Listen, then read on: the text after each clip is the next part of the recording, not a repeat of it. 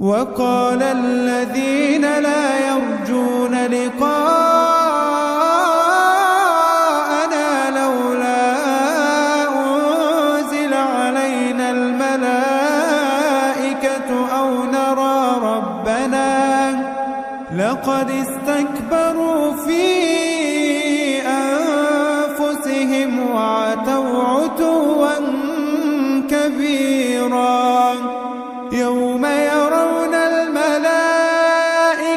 لا بشرى يومئذ للمجرمين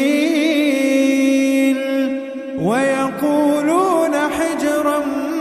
محجورا وقدمنا إلى ما عملوا من عمل فجعلناه هباء منثورا أصحاب الجنة يومئذ خير مستقرا وأحسن مقيلا ويوم تشقق السماء بالغمام ونزل الملائكة تنزيلا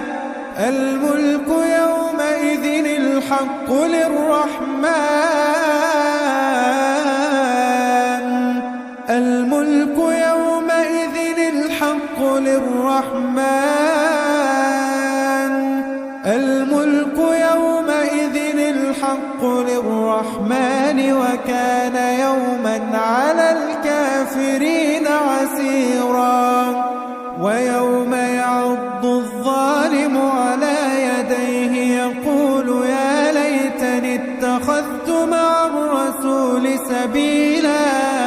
يا ويلتى ليتني لم أتخذ فلانا خليلا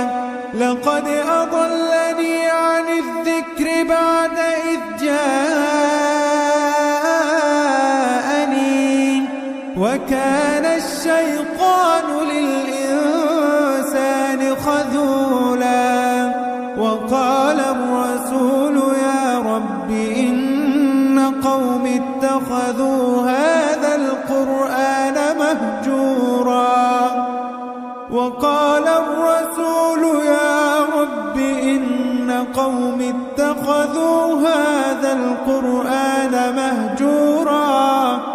وكذلك جعلنا لكل نبي عدوا من المجرمين